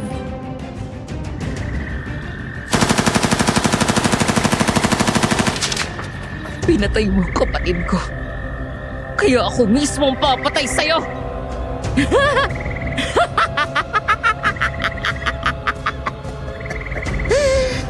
Alam mo ba kung gaano kasarap ang laman loob ng kapatid at mga magulang mo? Malinamnam. Alam mo ba kung bakit pangarap kong maubos sa mga tao sa bayan na to? Iyon ay dahil sa kabila ng pagmamahal namin dito ay tinakwil kami nito.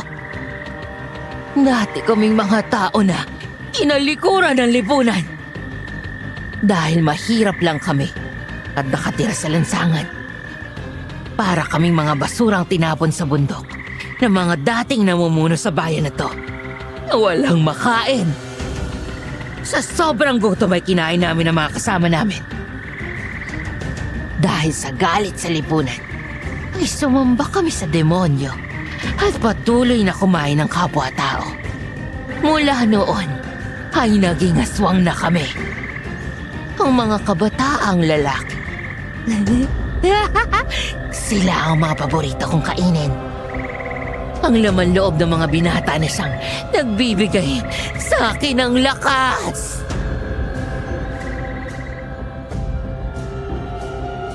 Maya-maya ay biglang dumating si Gabriel at tinutukan sa likod ng ulo ang aswang. Mabilis niya itong tinadyakan palayo sa akin bago ako inalalayan tumayo. Kung ano man ang kasalanan sa inyo ng ibang tao, walang kinalaman si Joseph at iba pang mga kabataan na biktima nyo. Wala sa lugar ang paghihiganti mo. As, ang kasalanan ng isa ay kasalanan ng lahat. Dahil nung tinapon kami dito, eh wala man lang kahit isa ang nanindigan at ipagtanggol kami. Ngayon dahil sa ginawa nyo, wala na kayong pinagkaiba sa sinasabi nyong nagtapon sa inyo dito. Dahil ang totoo, mas masahol pa kayo sa kanila. Napalingon ako nang bumagsak si Mang Manny. Hinarang ni Noel ang sarili kay Darwin. Akmang susugod si Mang Manny sa dalawa, ay mabilis kong binunot ang .45 caliber ko at sunod-sunod na binaril ito direkta sa puso. Hindi ako tumigil ng pagbaril dito hanggang sa tuluyan itong bumagsak.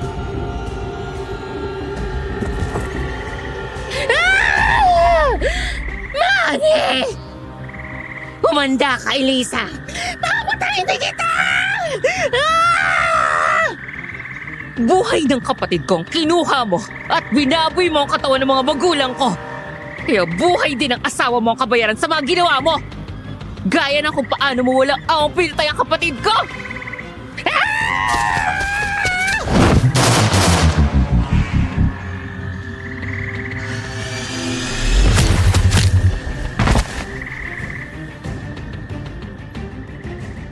Agad kong inangat ang baril ko at sabay naming binaril si Manang Celia, si Gabriel sa ulo at ako sa dibdib. Maya-maya ay tuluyan na itong bumagsak. Sa halip na tumigil ay tuloy-tuloy kong binaril si Manang Celia hanggang sa naubos ang bala sa magazine ko. Elisa, tama na yan. Hindi, kulang pa. Kulang pa yan sa mga dinana si Joseph sa kanila.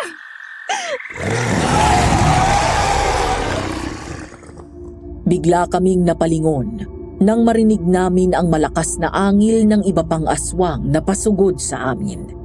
Kasama ang iba pang mga pulis ay pinaputukan namin ang mga ito habang umaatras. Binitbit ni Noel si Darwin at dinala sa amin. Umalis na kayo. Bilis! Ako na ang bahala rito. Tay, sandali lang. Sumama ka na sa kanila. Ikaw ba ang nagdikta sa akin ng gabing iyan? Naalala ko na ang boses mo. Ako nga anak. Dahil ayokong magaya ka sa akin. Malaki na ang kasalanan ko sa inyo ng nanay mo. Sa ganung paraan man lang ay makabawi ako. Tay, Sige na, umalis na kayo.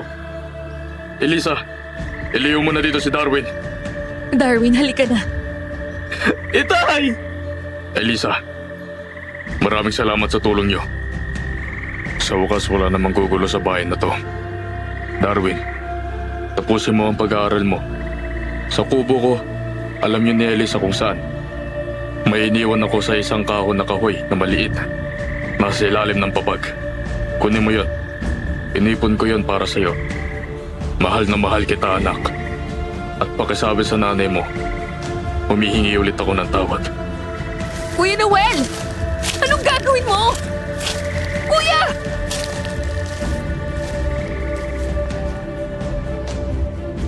Bumalik sa pagiging tao si Noel at pagkatapos ay may kinuha sa loob ng bag. 4 na granada. Napatakbo kami palayo ng sunod-sunod na sumabog yon ng 3 beses. Nagwala si Darwin at naiyak ako nang tumingin sa amin si Noel at salubungin ang mga aswang at ngumiti bago hilahin ang pin ng huling granadang hawak nito.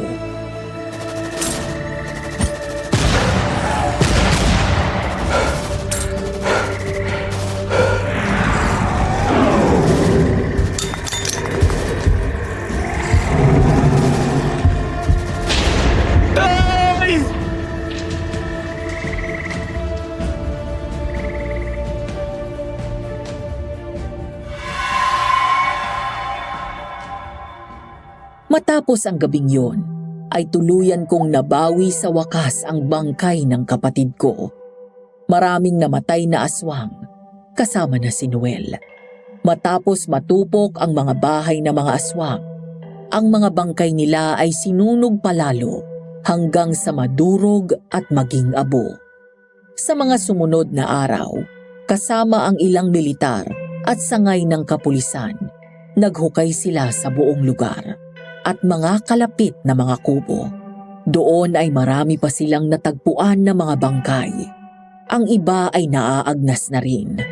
Ang iba naman ay buto na. At ang iba ay bago pa lamang.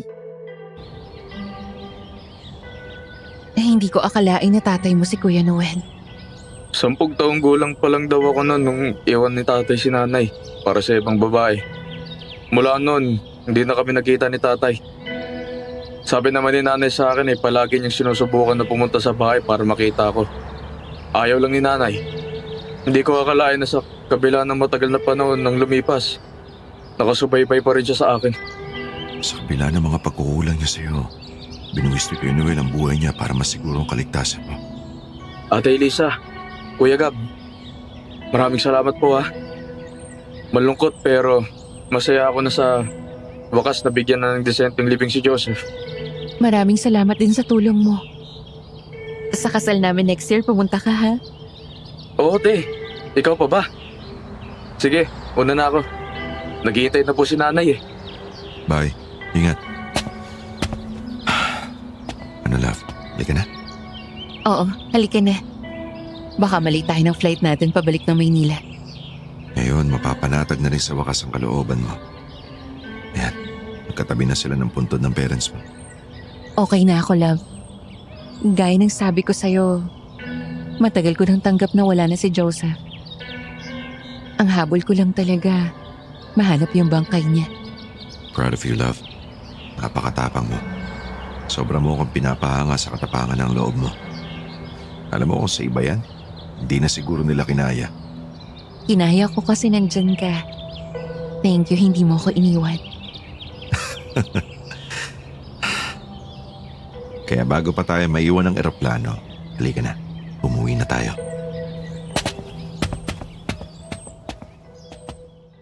Dahil sa kasalanan at pagkukulang ng mga dating namumuno sa baryo namin, maraming inosenteng buhay ang naging kapalit at isa na doon ang kapatid ko.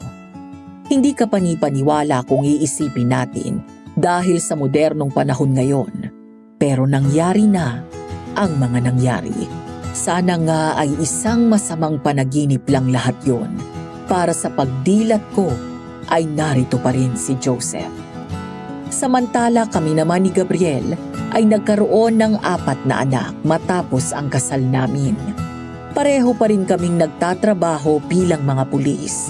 Sa opisina na nga lang kami ngayon dahil sa pagtaas ng ranggo namin sa mga nakalipas na taon.